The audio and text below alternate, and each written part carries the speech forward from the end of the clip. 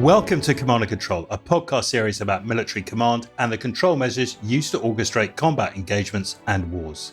In this episode, we're talking to John Spencer about C2 and urban warfare. The show is sponsored by Systematic. At Systematic, we make the coordination of fires simple by unifying your operational and fires missions plans into one C4 ISR management platform. The Citaware Fire Support module increases your responsiveness by reducing the time between target identification and fire's response, while ensuring full collaboration between all elements involved in the operation. Citaware is trusted by more than 50 nations worldwide, including 17 NATO nations, and is the world leader in command and control software. Citaware is trusted by more than 50 nations worldwide, including 18 NATO nations, and is the world leader in command and control software. One could be very critical of this show and say that I've been differentiating between C2 requirements for air and naval power, but we haven't talked about land. Today, we start to put that right. After the Berlin Wall fell, many Western states considered fighting in urban environments to be a risk not worth taking. The argument was that armies could bypass cities, urban conurbations, towns and villages, and seek the enemy in a clear air, far from the distractions of civilians, no infrastructure, buildings, schools, hospitals, industrialised areas and power bases around to interfere. But the subsequent 30 years has buried those assumptions with evidence. It's clear that fighting is urban, whether you like it or not.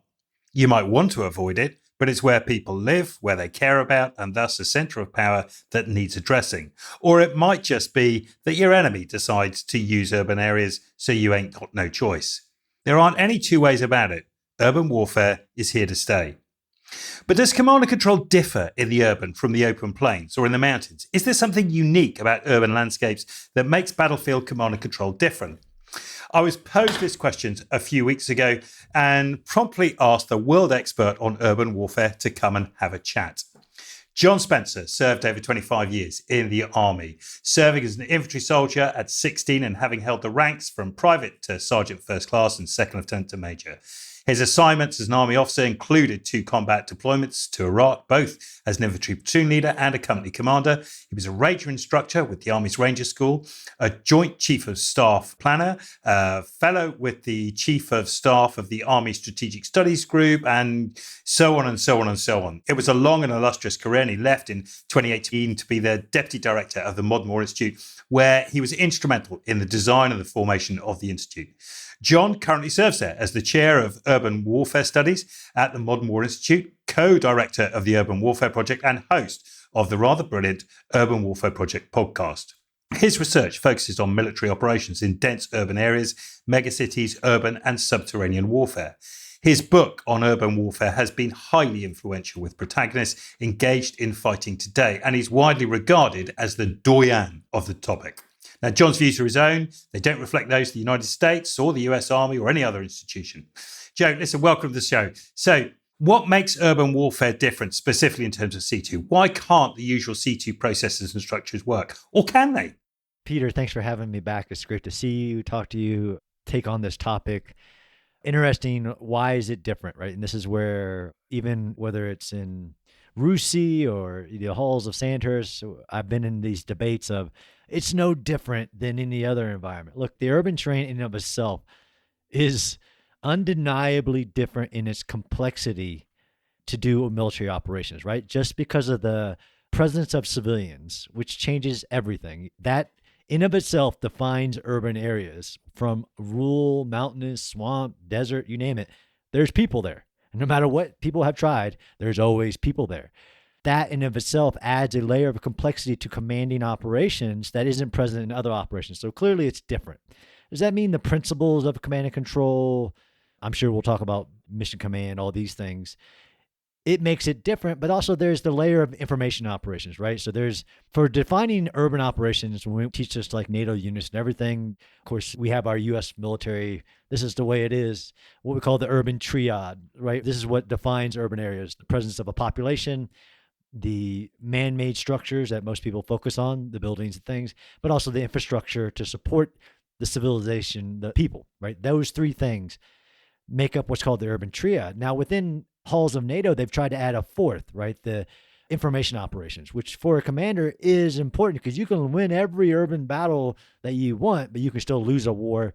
And hopefully we talk about that, like First Battle of Fallujah and other operations where that layer of what we call urban operations. And if you match this, what they call the urban quad definition, and you add information operations, okay, is in urban areas, in an urban operation for a commander doing command and control, is that information operations layer different than other terrain of the world? Absolutely, right? Just the presence of sensors, right? So whether that's, highway cameras, bank cameras, every population member, everybody left has a cell phone, right? So we've seen this today in operations like Gaza and other places where, somebody can upload a 30-second clip of something and the entire world makes assumptions and determinations based on that clip. Right there, you can say, well, command and control is going to be different because I have to account for more complexity in this area of information operations, right? So this, how the commander controls and commands is determinant on, okay, what information does he need to know within this complete complexity once you touch the urban areas, whether that's an attack or just other forms of military operations. Absolutely, it's different. Absolutely, the approach, the information given to the commander to visualize, describe, and direct, these things that we use to kind of encompass what is the commander doing, absolutely have to change. It always struck me that everyone thinks that in cities you have beautiful comms. And that might be the case when you walk around the street. But to do sort of real-time command and control, particularly deconfliction of fires that you want support of, there is not, perfect connectivity, particularly when you're talking about places that are getting destroyed or you have to get into buildings. You're in the middle of a large skyscraper. It's surrounded by rebar. There's no way that your UHF, VHF is getting out there. I mean, it's really congested. Comms are hugely difficult to do C2, right? Absolutely. Yeah. I mean, if we can talk about the realities of the terrain, right? We call it the great equalizer because it negates some of those capabilities across those command and control functions. Absolutely. The ability to communicate, whether that's your situational awareness or what we call our mission command systems, will all be complicated because once you enter the urban terrain, we call it the urban canyon, you're right. A lot of those systems just start not working because they were tested in other areas of complexity, right? Usually people will test all these systems lastly in the urban terrain, right? The most difficult. They'll test them in the open and then take them to the most difficult. When everything from, you're right, your radios, if it's GPS or other systems, once you enter, if you enter any big city, London, New York City, whatever, you're like, my GPS doesn't work. Like the probability of error increases, right? And I do a lot of work with like research and development of whether it's drones or whatever. And once you enter the urban area, it all starts to fall apart, right? Not just radio frequency, but even if you're doing targeting or even if you're tracking a unit and where they are, God forbid they enter a building or enter the subterranean of urban environments, then all of those systems, radio, navigation, or even targeting, right? The kill chain, all changes in the urban environment. And some of those systems that you rely on for command and control will actually stop working. And that's where it gets put to the test. What are your redundancies? And this is why I argue, no, let's start in the most difficult terrain and then worry about the lesser terrain, because it's not a surprise that the urban warfare guy is saying this. It is not the future. It's the present, right? Every decisive battle of any conflict area right now across the globe, yes, there's fighting in the open areas, and that's great. But the decisive battles, what you're fighting for and where you're fighting the decisive battles is the urban area. Right. So you've got the physical architecture problems. You've got the sort of electronic architecture problems. You've got the information layer that's sit on there as well that makes just that communication between subordinates and high command levels really difficult. And often the person in command can't get out on the ground because they're running 3 or 4 battles at the same time in a pretty complex way, trying to deal with civilians and the media and all that other stuff that's going on. So you'd expect, therefore, to be able to fall back on mission command and go, hey, I've given you your mission, you just crack on and go and deliver it. You also think that things like where communications breaks down, you can't do it dynamically. You might go back to the procedural processes for example, fire support coordination. The fiscal, the boundaries, the no-fire lines, all those things would kick back in. Things that we've been told in this modern digitized era wouldn't be needed anymore. Where's the balance there sitting in the argument at the moment? What's the reality, John? Oh, man, you're giving me so much to talk about. This is where, look, there is war on paper, as Clausewitz says, and then there's war in reality.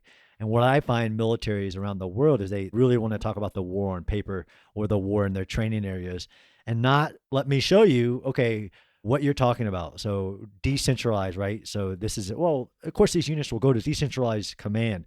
That's a given in the urban terrain. And I can point to all these different battles from Ukraine to Gaza to Nagorno-Karabakh, where there's no connection with that unit and they're fighting for themselves.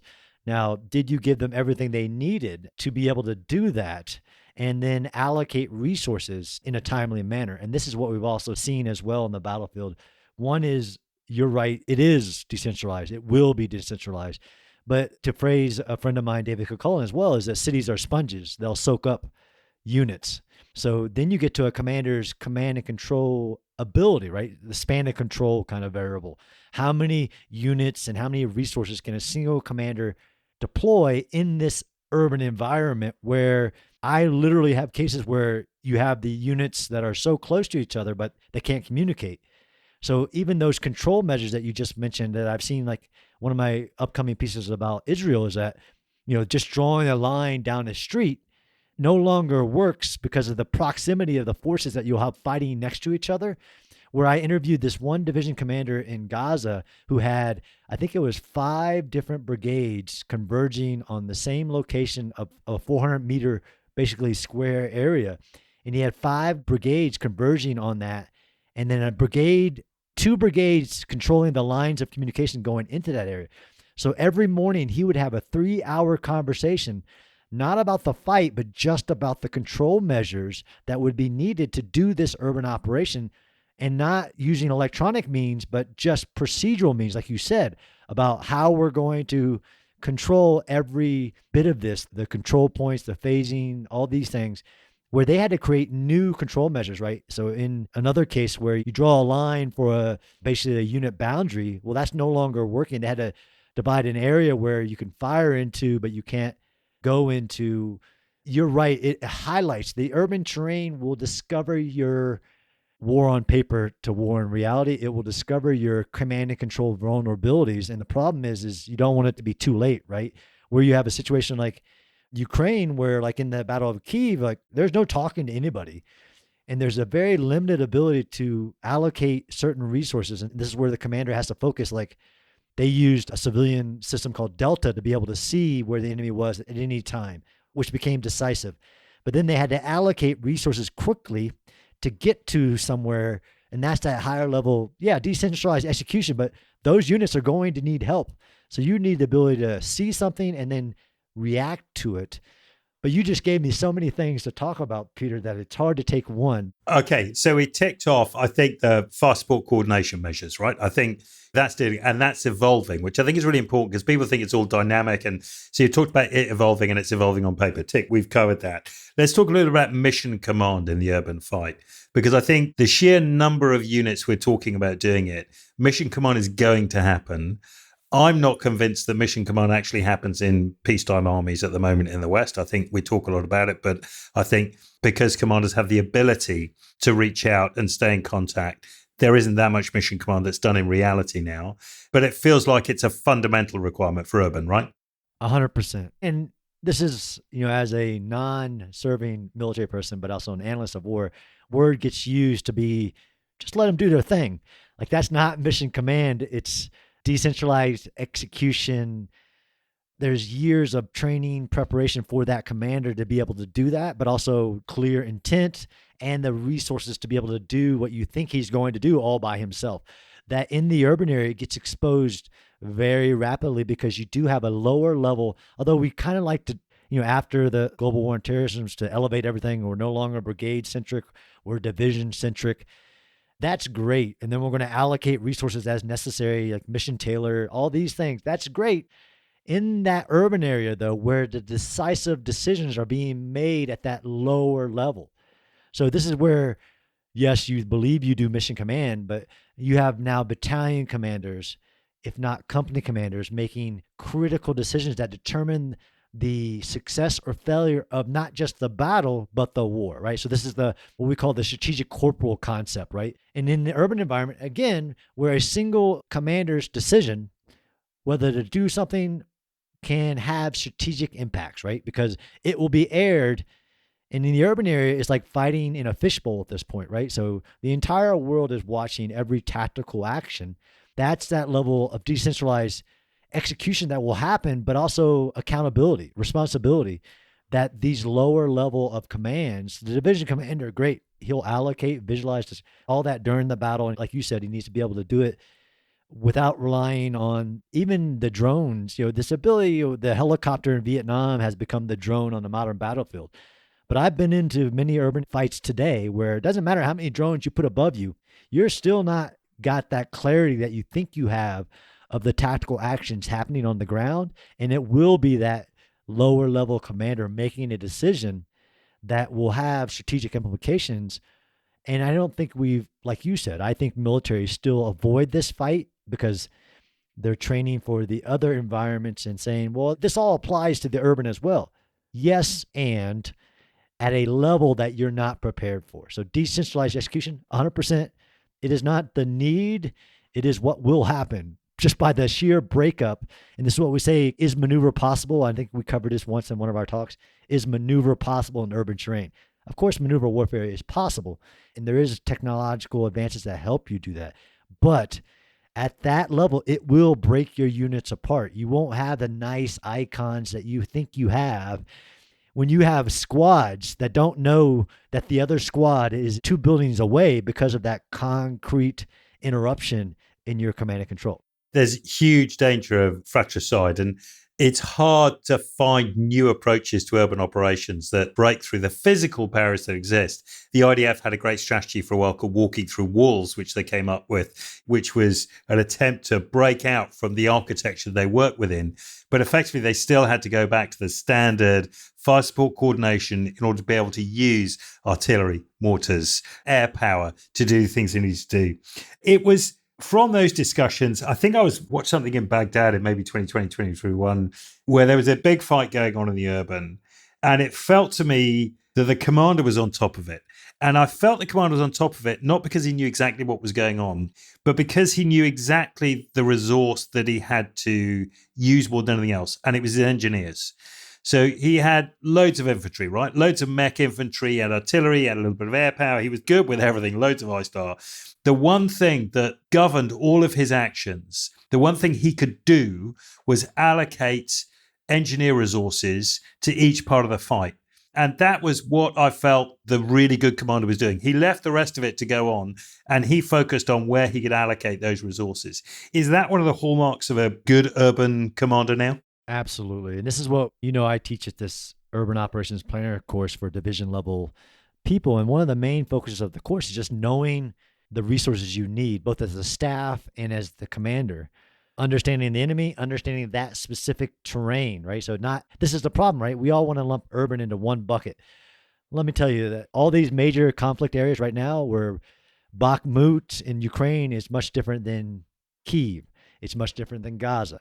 So the commander's ability to command and control, once the operation starts, is severely hampered by the planning that went into it beforehand of what resources do you have, how you've allocated the resources. Do you even know the right tools you needed for that fight, right? So like the IDF, like the engineering asset is the pacing item, right? So 20 D9 bulldozers per brigade was the goal. Not saying they got there because of that anti-area denial that the enemy worked for decades to do. And as you know, even when I was writing a little manual for Ukraine, that was my number one thing that I told them to do, is just go out and block the roads, park dumpsters and buses and everything. Because if you can slow a unit down, right, that maneuver and that tempo that the commander is foreseeing of the battle or the operation can be broken apart. So you're right on the engineering assets, 100%, especially if it's a contested urban fight. Like there's a defender, you're the attacker, although I've said to NATO, we're a defensive alliance that talks a lot about attacking. Who's defending? So how are you going to command and control a defense that's decentralized, right? So have you given the right resources controlled the reserves and allocated that out, have you planned that 100%? But you also made me think about that thing about we want to make this about the planning, and once the first decisive operation has started, then it's decentralized. Well, that's where you're going to lose urban battles as well, right? A commander who isn't aware of the information operation space as the battle. So, right, we want to focus on the maneuver. Somebody else will do that narrative stuff, right? And this is where you have like the first Battle of Fallujah, right? The commander, if you remember in the first Battle of Fallujah, the president of the United States basically assigns the mission of go get those responsible for killing some American contractors. So 2 battalions of Marines enter the city, not knowing that internationally there's this global rift that has been pushed from the media within the city that leads to the unit being told, the commander, stop all operations. Like, why? We're having success here against the enemy. Because you've lost the narrative war of what's going on in the battle. So again, you're right, absolutely, on engineering, but it makes me think of a command and control, no matter the level, that you think that once the first bullet is fired or the first line of control is crossed, that's it for controlling of an awareness of the information operations is a fallacy in our thinking as well. It's funny because just you saying that, I was thinking about CIMIC as well, right? Civil military cooperation.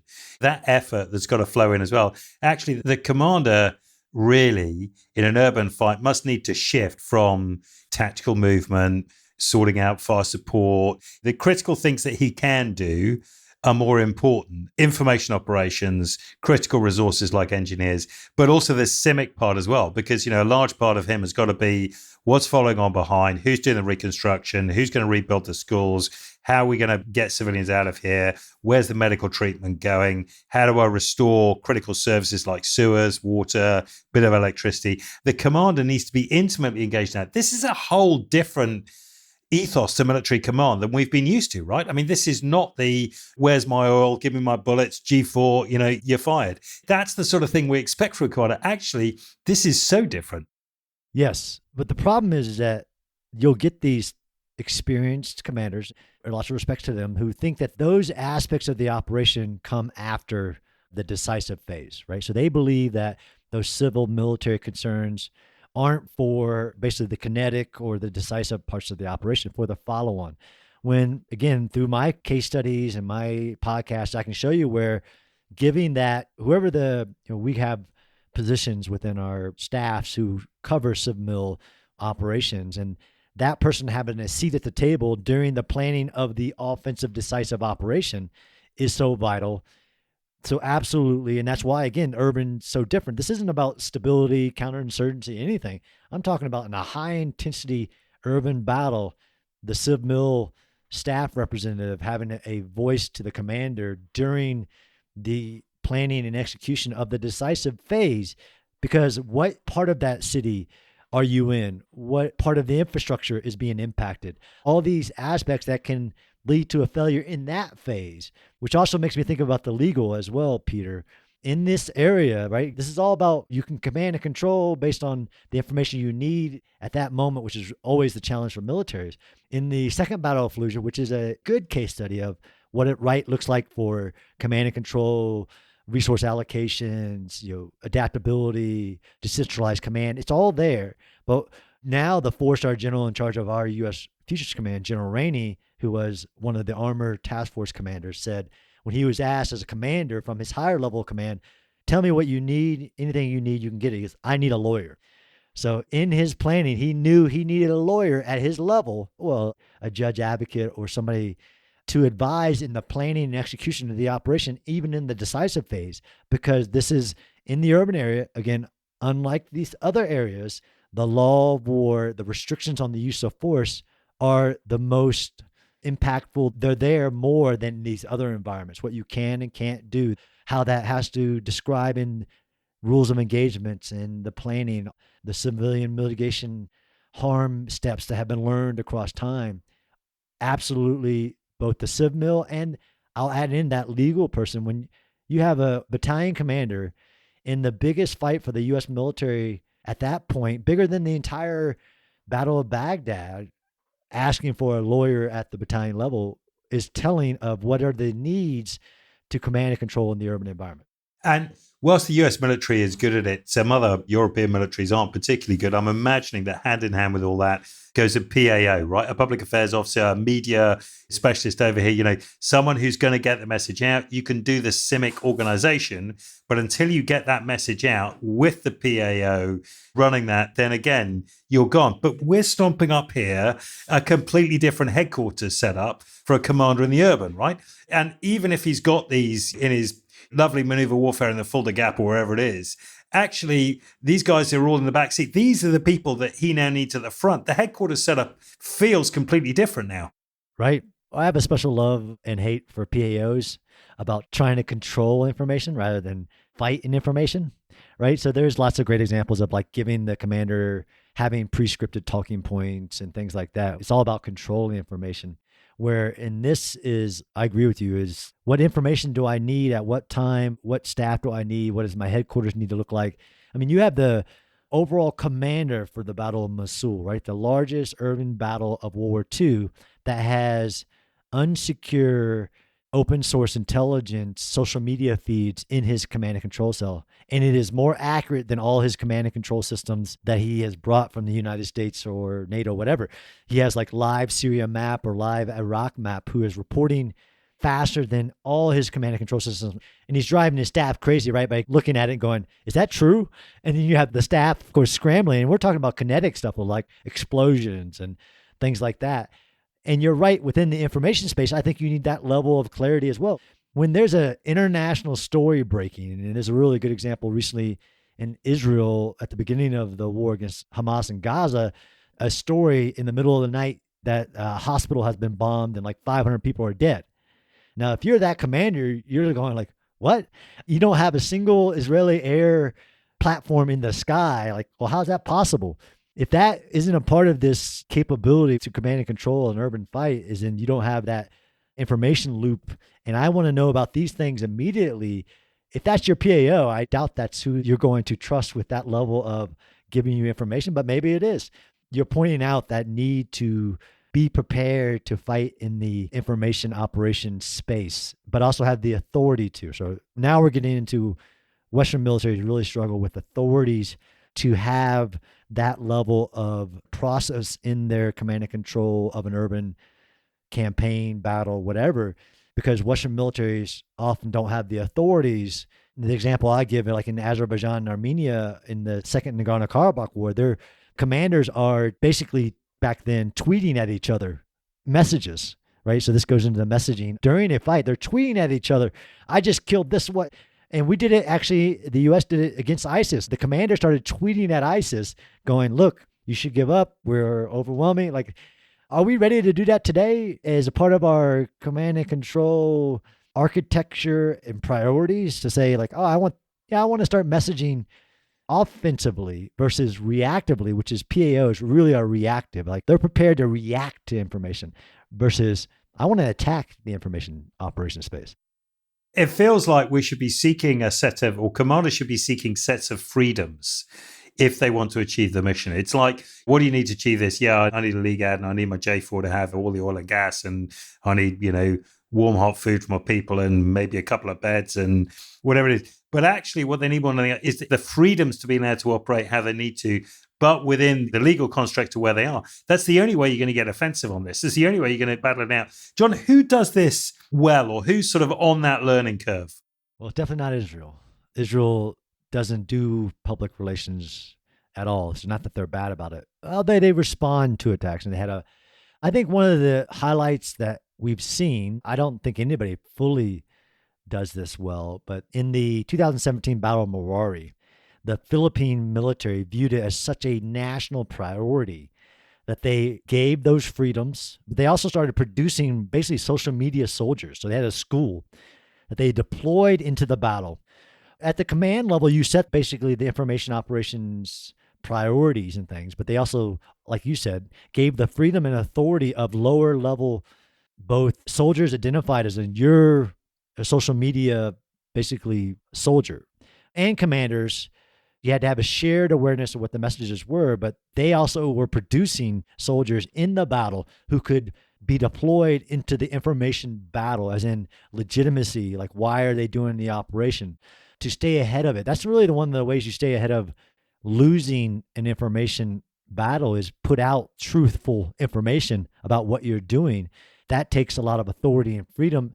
That one vignette of the 2017 Battle of Marawi is a great case study of what right looks like. It's amazing, isn't it? I struck as you were talking there that, could we look at the Ukrainian model? And of course, President Zelensky is superb at doing his talks, but the military commanders aren't in the same space, right? They don't have these freedoms to talk directly to their own population and the adversary, right? Lots of very professional clips get produced, but there's something powerful about a commander, whether it's Bill McRaven or any of the other greats, who would sit there and they could say things, and suddenly, you can rock both the adversary, strengthen your own troops who hear the same stuff, but also you can support and reassure the local population. There's lots of ups to this, but there are some big downs. There's some huge risks as well, right?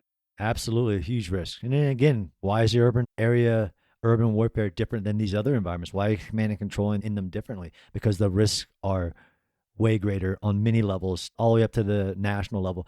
One interesting example for you about the Ukraine war with President Zelensky is that in the Battle of Kyiv, the General Zaluzhny actually made a Facebook post of, I think it was 3 days into the battle, 3 or 4 days, under attack. They had liberated a little city on basically the southwestern portion of Kyiv. And General Zaluzhny made this post like, we have liberated this town. And I saved it for prosperity. He never did that again. I don't know if he got kind of put in its place, but actually it had immense, just like you described, immense value. Like we've seen Zelensky's, I don't need a ride, I need ammo. Like, again, a concept of wills. But even when you're outmatched, outnumbered, I think that general, the commander of the armed forces, message to the people and to the military had so much value that it's hard to measure. And it did in that moment. Look, we have a chance. And there's the same thing when they had shot down a helicopter on the Battle of Hostomel. That photo went viral. But what's the right balance of freedoms versus, because there's all this risk of, you got this rogue commander, you got a Patton saying some stuff that isn't, or MacArthur, MacArthur in Korea. Like if he would have had a President Trump level ability to start tweeting out stuff, that might be more risky than the control. But it's a balance. But there is clear evidence that in any modern urban battle, the old ways of doing this, even within the command and control function, won't work. And you have to be prepared and use all these examples to guide you and be adjustable during the fight. Now, John, as I got you here, we've done the high level of command, but if I don't ask you these next set of questions, I'm getting in trouble with the senior NCOs, the junior officers who are just going into these positions. And they will be angry if I don't ask you. It's all very well the higher headquarters known to do their jobs and restructure and blah. But what about me? I'm commanding section, platoon, company, a multi of guys, a small bespoke group of people. What do I need to think about in terms of the urban as it being different? How do I need to change how I think about command and control? Is this just I need to feed more information to the Death Star and keep the higher headquarters? Is there something else that do I need to ask for a lawyer? What should they be thinking about? Great question. As an old NCO, I probably would have asked the same, hearing this guy wax on about division level commands. One thing I would say, now having studied this for a long time, is make sure, like we had these principles in our lower enlisted about knowing yourself, knowing your enemy. I would add in there, know the terrain, right? So in the urban environment, yes, all these principles of even the lowest level of command or leadership, there are principles and all those stand and apply. But within this, if you're truly internalizing know yourself, as in what are the capabilities you have in the urban environment, whether that's your walkie-talkies and whether they'll work room to room, building to building, whether you know if your weapons can penetrate a wall, whether you know it's not a good idea to throw a grenade in a room if the walls can't sustain the shrapnel that's going to come out of that. There's a lot of that happening. Knowing that in clear a room isn't the be-all, end-all of urban warfare and probably not going to be necessary in a high-intensity urban battle. But the knowing your terrain is also so important, that yes, you do have to know if there are civilians in a building. You do have to know if there is an underground environment in that terrain. This terrain will put the lowest level soldier leader to the test. So all that you prepared for. So going into it is understanding those three, yourself, the enemy, and the terrain will help you prepare for what is the crucible of combat for any level, the urban environment. And I was struck by a conversation you and I had quite some time ago about subterranean warfare, right? About the need to fight underground, and that being very different from the urban that you and I would talk about. It's almost an individual one-on-one fight when you're at the pointy end of subterranean warfare, where it's dark, there are no comms, there's no drones around, there's no signal, there's no light. Life becomes very, very different, as does C2, right? Absolutely. And since you and I talked about it, there have been evolutions even in underground warfare. Not that every urban environment has an underground, but most urban environments have an underground. In the battle against Gaza, actually, there's been a kind of evolution even in command and control where the Israelis have taken the risk to enter enemy tunnels. They're just underground spaces before the enemy is there, but also maneuver forces on the surface at the same time they're maneuvering underground. I asked, well, how the heck did you control that, right? So how did the guy on the surface know what the guy underground, where they were just for maintaining the fight? And the answer was that the actual higher level commander was controlling both because they had established a way to communicate, but the two moving pieces didn't. Absolutely within control of formations, right? Like you said, the control measures that are put in place for safety. When the forces enter the underground, right, there is that, like you just said, it's a completely foreign environment. You have to have specialized equipment, specialized tactics, everything. But what the Israelis have done since we've talked is flip that on its head, where it's not a disadvantage. Where you and I started this about how militaries, commanders of the world avoid and bypass urban warfare at all costs. They still do that, even if they put in their books that they don't. The underground is kind of like times 10. Like they're not going to go in there if they don't have to. Well, again, the enemy knows that. So now it's there, but Israel took it to another level. And that's an axis of advance. I can use that to my advantage. So to truly do maneuver warfare, right? To maneuver while you're firing, to achieve your goal, how do we think through commanding and controlling a subsurface element that's moving at the same time a surface element is to maximize the cognitive aspects of maneuver warfare? Israel just figured it out, but it may take like legacy systems, right? So I know in all Western militaries, we've gotten rid of our wire, right? Like DR8 and phone wires and stuff like that. Well, you might want to dust some of that off because, like we just said, just because certain high-end technologies don't work within command and control, whether it's communicate, situational awareness, things like that, doesn't mean some of these old systems won't be applicable. And they have shown on the modern battlefield, whether it's Ukraine or anywhere else. No, these systems still really dependable. When you get into command and control, you're also talking about trust, as I'm sure you're going to cover. Trust in the systems, trust in the command, trust in the soldiers. So even within the equipment aspect is how much can you trust? If you haven't trained it because you say you can't train it because it's too hard to find an urban environment to test all these systems, well, then you have a problem with trusting that you can do this, especially this, what I just described, this multi-surface maneuver entering the underground. It's huge. And there's a great paper by a researcher called Christina Bayliss on trust in the military. John, listen, we're out of time. Thank you so much for sharing your expertise. It's always a joy to speak to you, even if some of the conclusions we come to are not as reassuring as I would hope. If you enjoyed this discussion, you'll also enjoy John's own podcast, the Excellent Urban Warfare Project Show, which is produced by MWA. He also has a couple of books out, which you can find at all good bookstores or online. The show is sponsored by Systematic. Systematic. Join your partners and allies already using our cutting-edge C4 ISR Citaware suite. We hope you enjoy the show. As well as telling your friends and colleagues about it, please do subscribe. Leave us a review on any of your usual podcast streaming platforms. This episode is produced by IreliusThinking.com as a show for the Waiver Room, the home of intellectual curiosity and challenging thinking for military professionals everywhere. Thanks for listening.